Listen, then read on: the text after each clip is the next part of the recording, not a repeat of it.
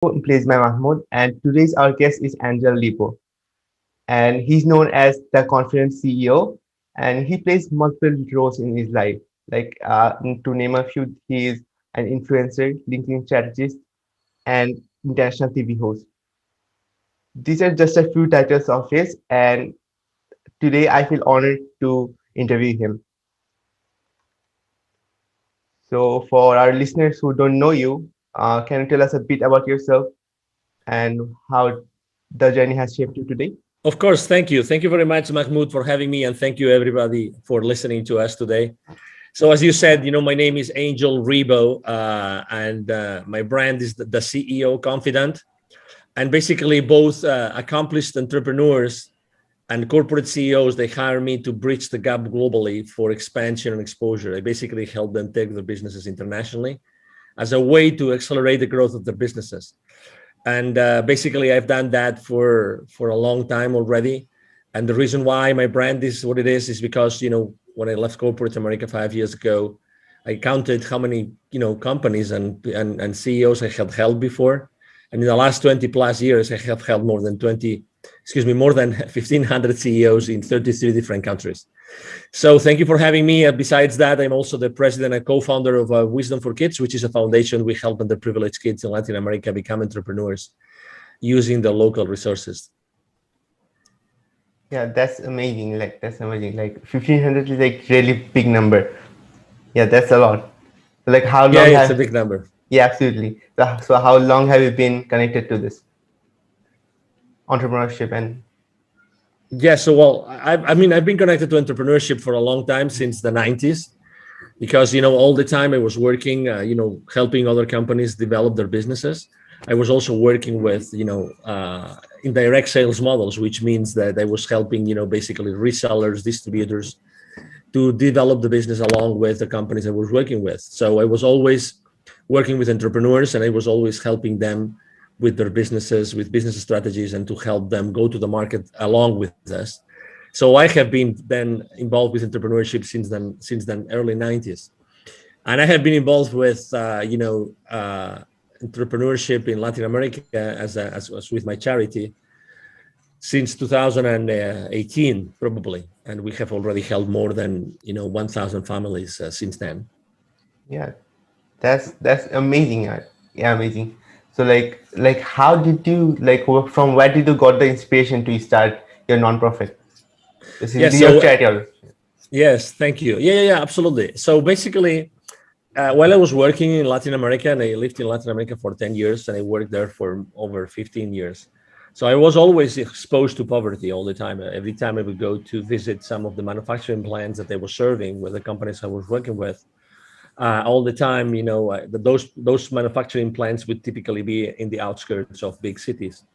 And those areas are typically, unfortunately, they have a lot of poverty. And it was very common for me to see kids asking me to keep my car safe while I was inside the plant, or they were offering me to clean to wash the car, or they were selling me gum or a bottle of water or something like this. So I was all the time exposed to both, very super powerful people in the continent, and at the same time to a lot of poverty. So in 2015, I had a spiritual experience that allowed me to see very clearly that I had to help those kids, and if it wasn't me, who was going to do it? So that was probably the reason I was so exposed to poverty and so exposed to business that I eventually came to me very clearly that I had to help those kids. Yeah. So from as you said that they were selling you bottles, they were selling you gums. So through their act, so we can say they are already entrepreneurial from their heart.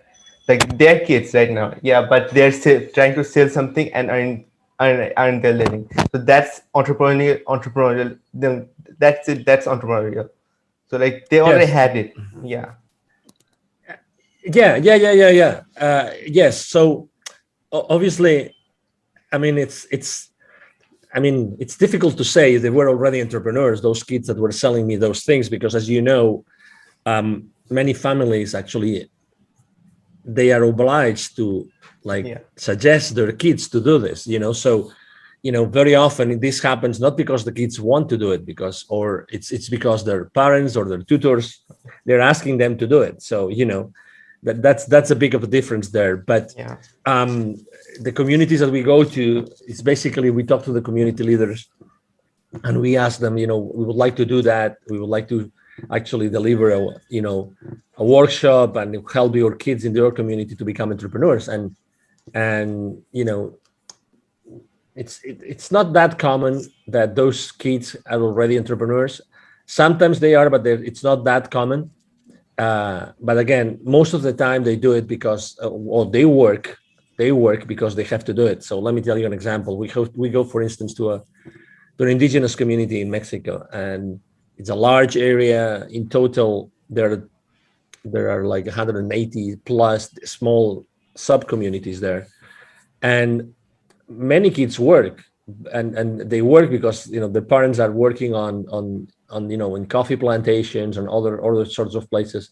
So they actually ask their kids to work along with them because the family needs that money, right? So they need more hands and more hands and more hands. So they don't really have a choice.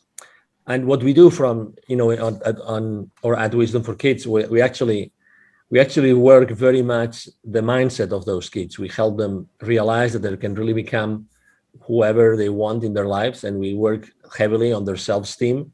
And we really try to suggest them, or to instill in them.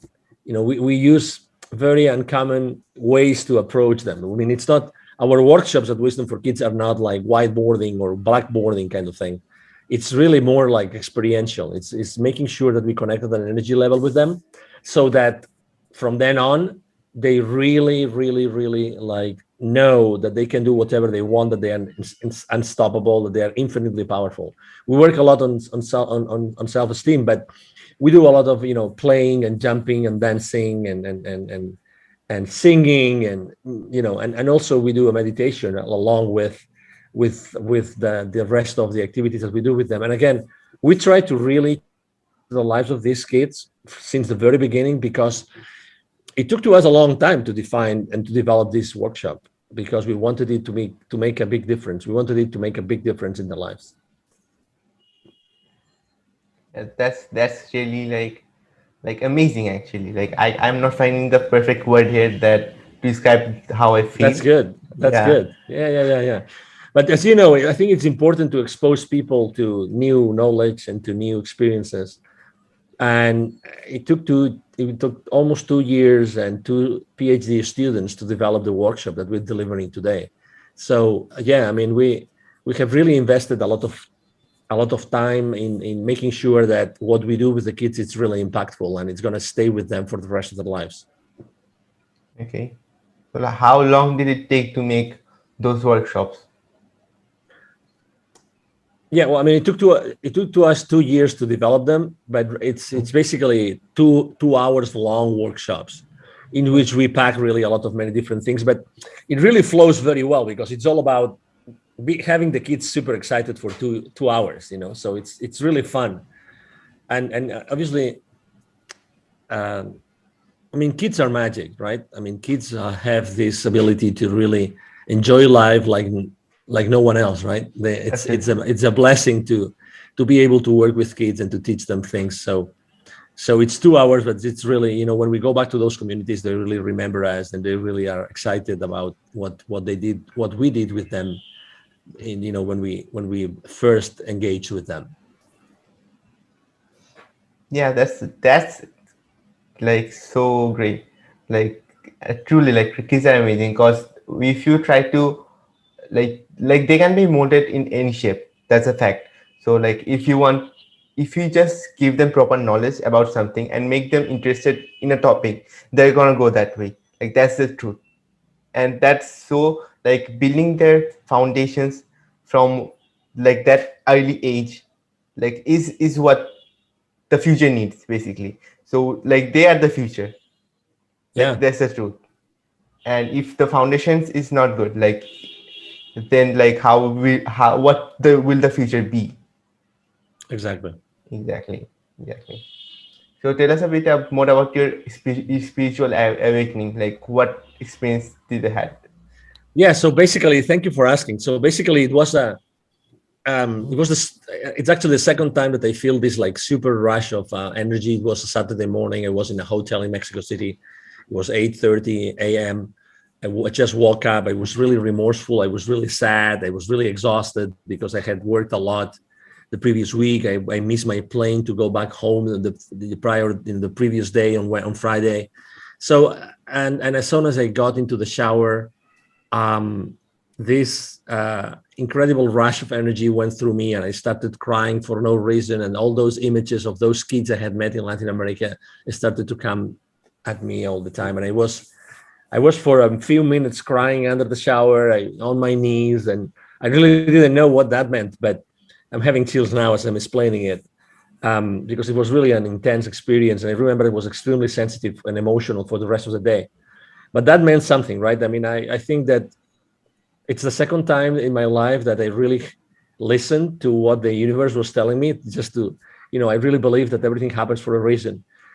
For instance, and I want to really support you, Mahmoud, a lot, because I really admire you and I'm impressed by you, because you're a very young man, but you said I want to have my own podcast and I want to do it no matter what. And he's at the other side of the world because he's in Bangladesh and I am here in Dallas, in Texas. And the chances of Mahmoud and myself, to me, they were really remote. But he was kind enough to invite me to his podcast, and I'm really thrilled. I mean, I'm one of his first guests, and I'm really thrilled to be able to share my experience, my journey, and my knowledge. And I think that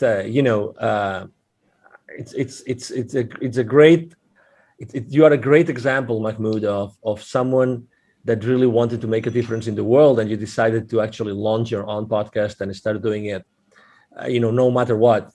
So this is exactly the spirit that I'm trying to instill the kids that I'm helping in Latin America, and this is exactly, I have been allowed to teach hundreds of salespeople in my life, literally from many different countries, and I have to say that all of them remember me, right? And I very often they reach out to me and they share things and experiences with me, and that's one of the legacies, right?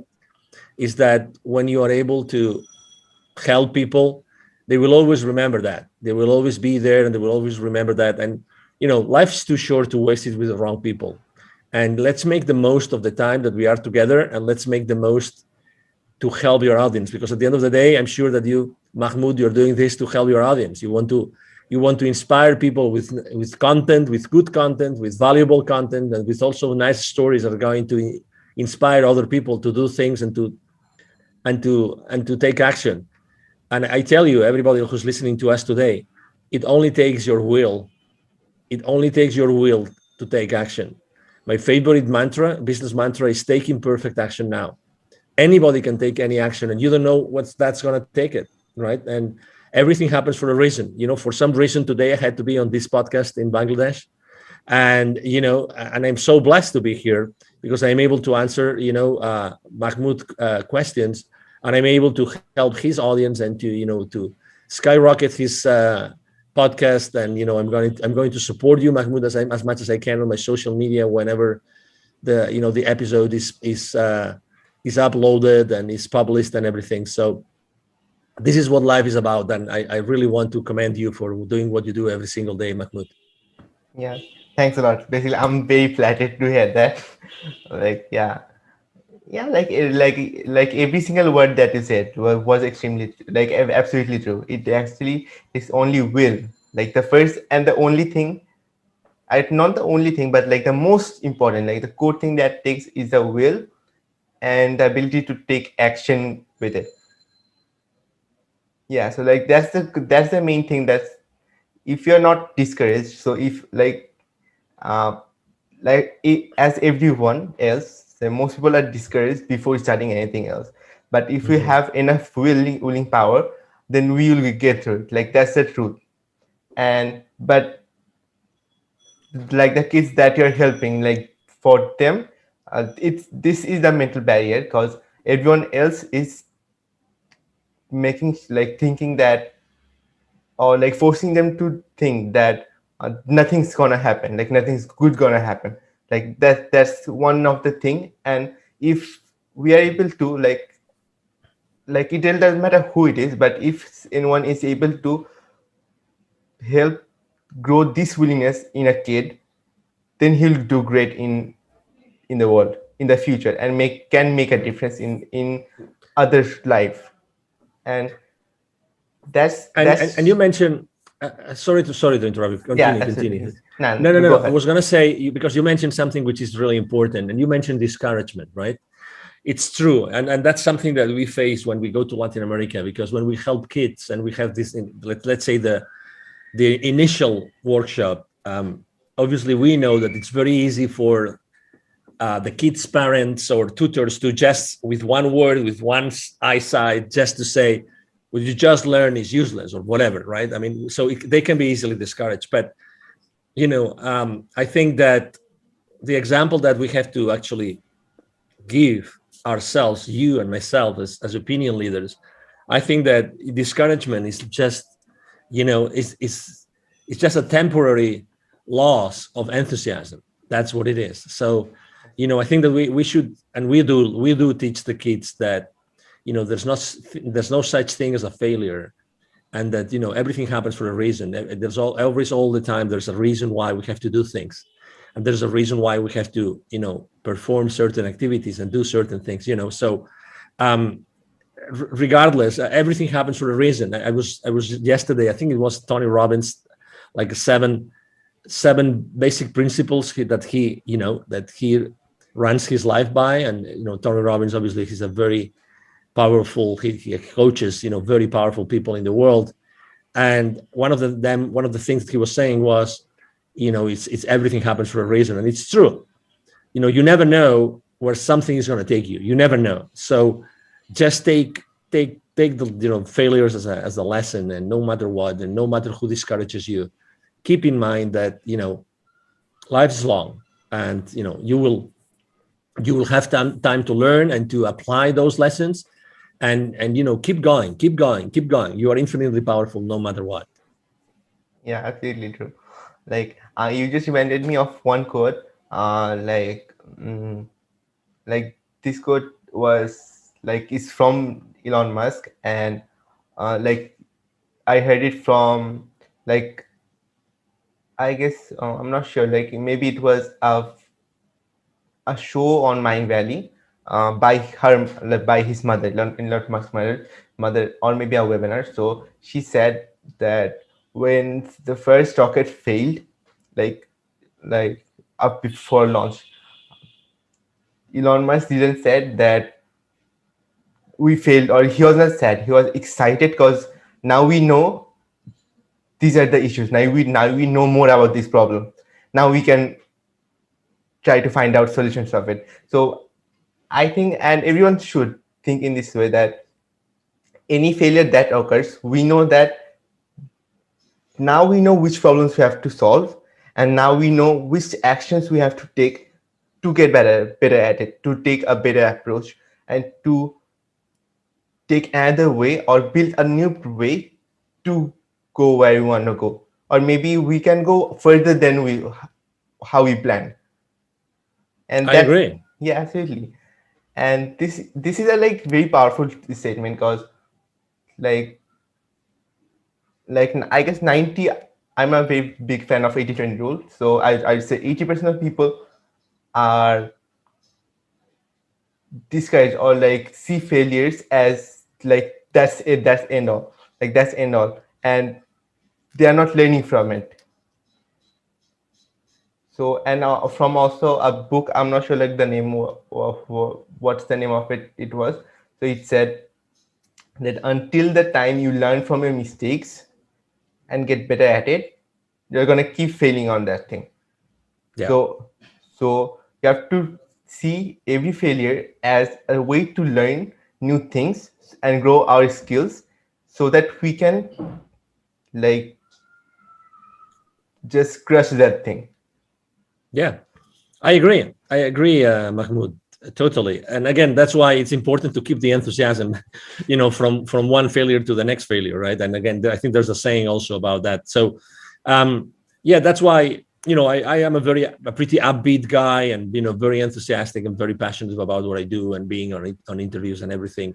And that's why I think that's also a mission. The ones of us that we are good in communicating, or even if we're not so good and we still want to learn and can learn about communication, I think that we have to do it because we have a mission. We have to help others that are not on the same spot, to keep on moving forward, we are right now living, after 12 months, it's now March 2021.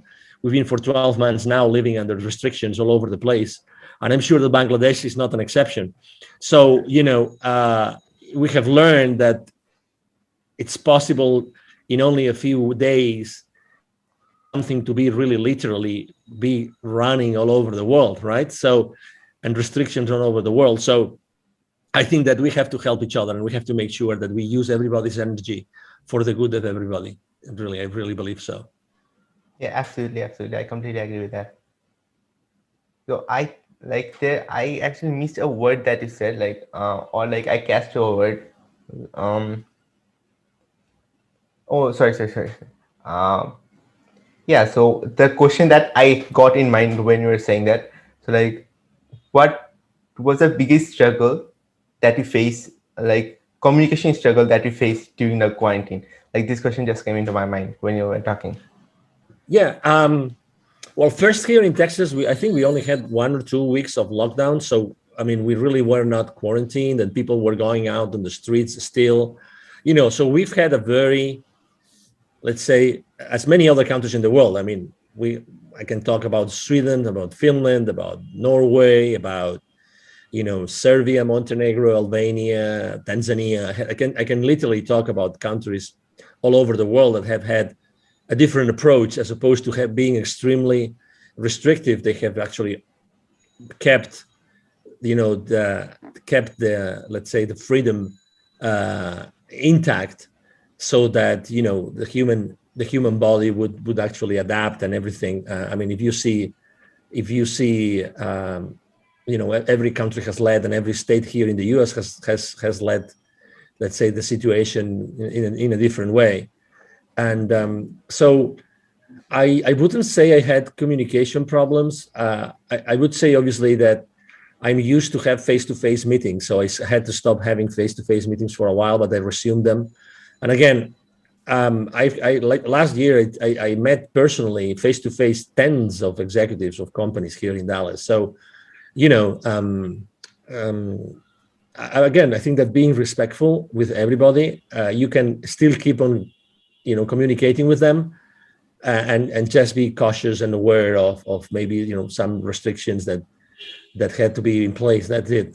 But yeah, it's a good question. I think that maybe communication wasn't the problem. Maybe connecting, right? I think that it's strange to see now someone that did not disconnect with someone. I like to say that I'm really, one of my missions in life is to connect the unconnected.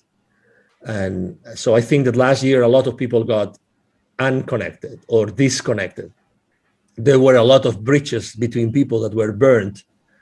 And again, I consider myself also as a public figure being in that spot in which I have to really diligently work to bridge that gap between the people that were, polarized or disconnected, or, fell into different sides and they could not, reconcile. I think that it's important for us to be building those bridges, because, we've always lived in peace and loving and liking, so why allowing those, probably one of the most difficult months in our lives, why allowing them to be, forever, permanently, like, wiping out our connections. And so that's why I think that connection is something that really was damaged last year, and not necessarily with me, again, because I know that I have to be extremely compassionate about everybody, and thoughtful and aware. But I know that there's a lot of people that have, lost friends and relatives, like, like friendships, I mean relationships that were broken, and I think that rebuilding those bridges, it will eventually happen again. It will take some time, but I think that uh, we are here to do that, and you do that with your podcast every single day, Mahmoud. Thanks again for like just mentioning that. Um, yeah, that's really awesome. Cause like I loved your mission, which you said like connecting unconnected people. Cause like that's really important. Cause because of this, especially this, I don't exactly say that because of this only this, let's say, pandemic only, but for a pretty long time people are unconnected. Like people are getting unconnected, like they're connecting on social medias, that's true, but most of the people are unconnected with each other. And that's a really big problem because we have to get connected to solve the biggest problems in the world. Let's say like hunger is a great problem in a large portion of the world.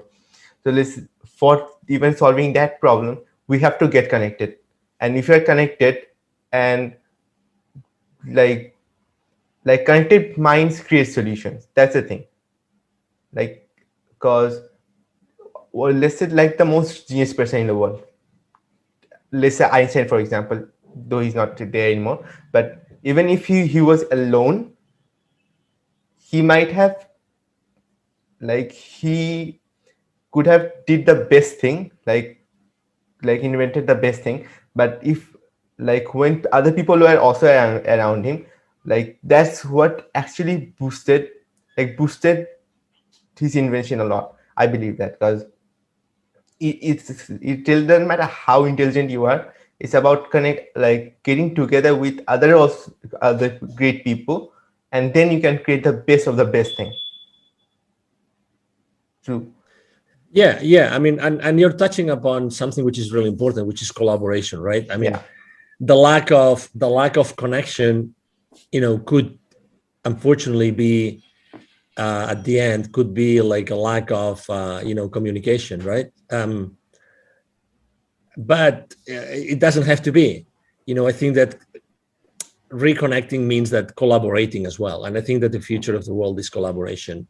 Absolutely. We've lived under competing spaces forever, and I'm not saying competition is not bad, is bad, excuse me, but I'm trying to say that I think that the future is collaboration, because there's a lot of, if I don't know, that due to what has happened in the world for the last 12 months, there's going to be a lot of many different initiatives related to collaboration, helping each other, and flowing and flowing and flowing, and making this world a better place, with many different ways, or in many different ways. And yes, and being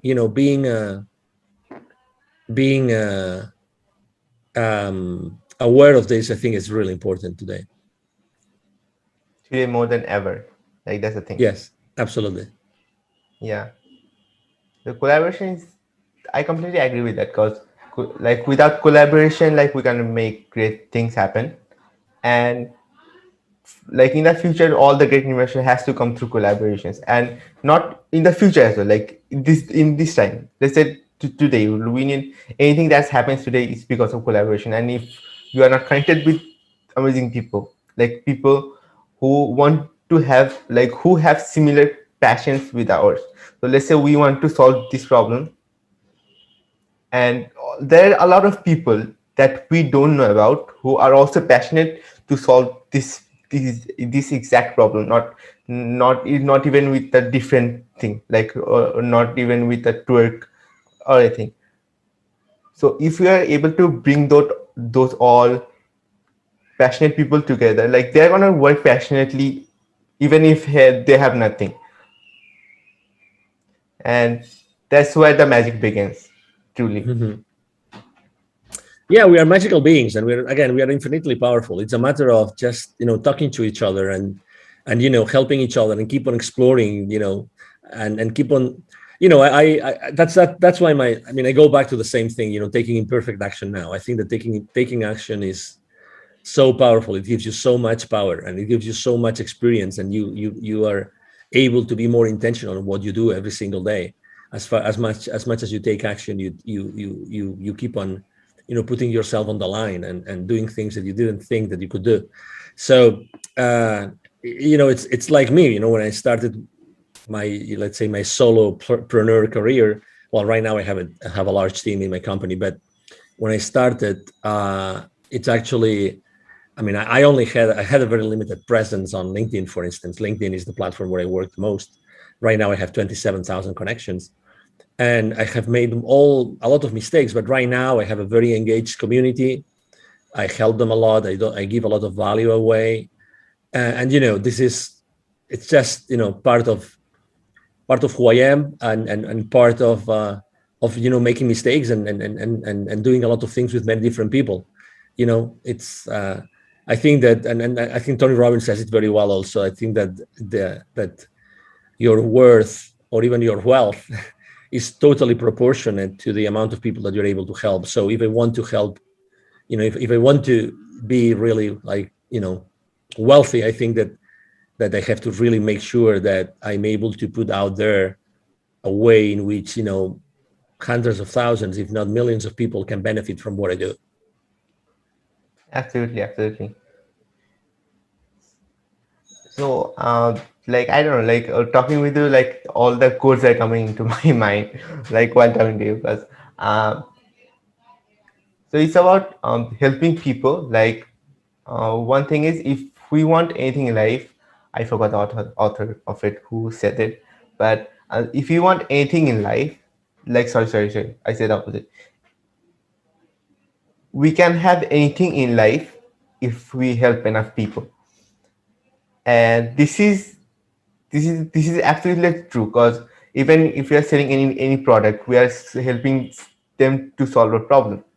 So in that regard, we are helping them, and the more people we're able to help, and or another thing, so like if the problem is bigger and we are able to help more people, and we're gonna get more wealthy, like that's the truth.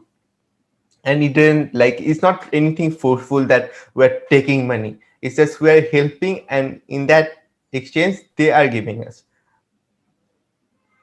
Yeah, I agree. Absolutely. Yeah, I mean, it's by definition. I mean, it's you know, but that's then it's the question is then, if the people listening to us, right, if they want to get help, and they want to reach that point, how do they do it? How do they get the message across? What's the right message? What's the right service? What's the right product? I remember last year here in the Dallas community, I collaborate a lot with many different business accelerators and startups and entrepreneurs.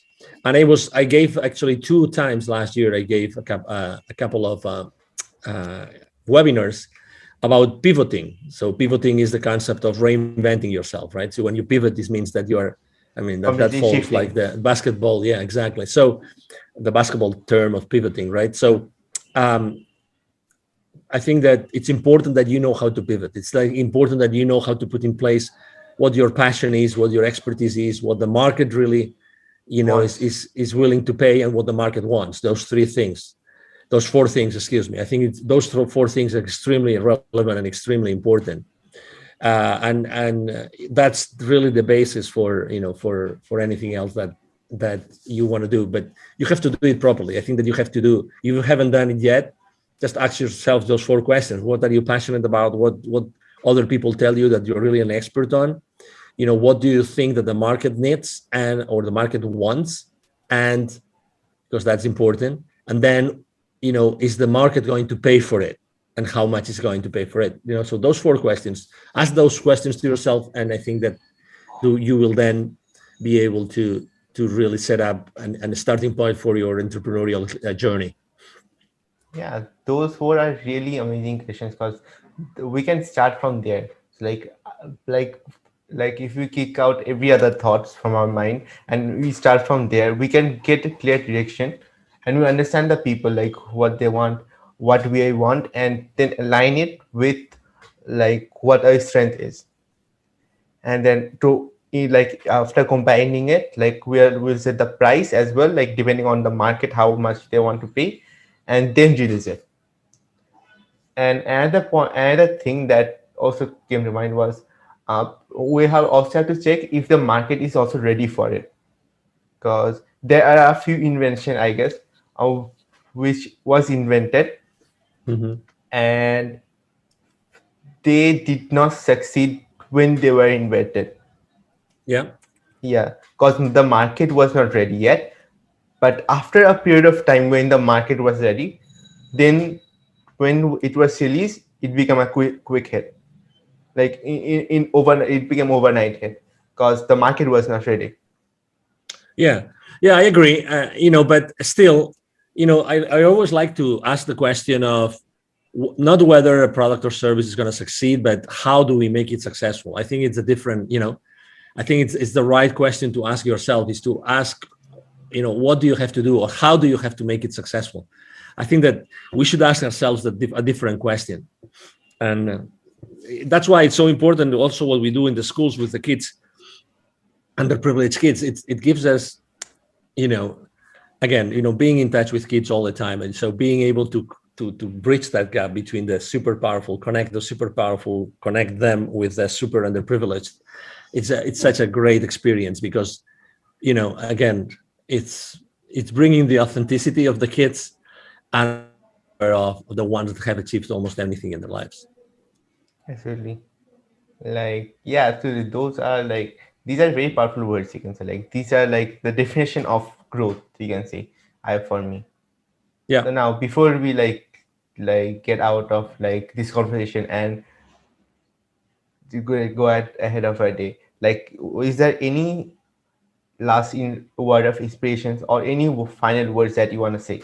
Yes, Anyone? definitely. So, yeah, the first thing obviously is thank you again, Mahmoud, for having me. Thank you to the audience who's listening to us today. My name is Angel Ribo for the ones that are only listening and not watching this video and they don't see the visuals here on the screen. Angel is spelled like in angel, and from heaven, and Ribo spelled R-I-B as in boy O. If you want to find me, my brand is the CEO Confidant, as Mahmoud said earlier, and you can find me very easily on LinkedIn, the professional network. But you can find me easily anywhere, really, because I post everywhere. Really, I post everywhere every single day. Okay, I post everywhere every single day. So you will find me on Twitter, on Instagram, on Facebook, besides LinkedIn itself. And if you want to reach out to me directly and you want to send me an email, it's very easy. It's Angel, Angel, at angelribo.com. So Angel, Angel, at angelribo, which would be ANGELRIB as in boy O.com. And either myself or my team are going to be answering your email. So thank you very much. And the last thing I would like to leave everybody is that we are genuinely infinitely powerful and we can really achieve anything in our lives. So I would suggest you that if you want to start helping others, again, even if you're not even an entrepreneur, it doesn't matter, just to start helping others. And as soon as you start helping others and being exposed and being exposing yourself and your knowledge and your experience and your passion and your enthusiasm with others, lots of things are gonna happen and lots of things are gonna surface. I encourage you to do that, and you will see how your life changes in a very short period of time. Yeah. So even while living, you just said your like you share your biggest wisdom, and so I'm sure people who are listening to this got value out of it. And yeah, and thank you very much for coming to the podcast. I highly appreciate your presence. And yeah, that's how we end it. And I will soon upload it. So and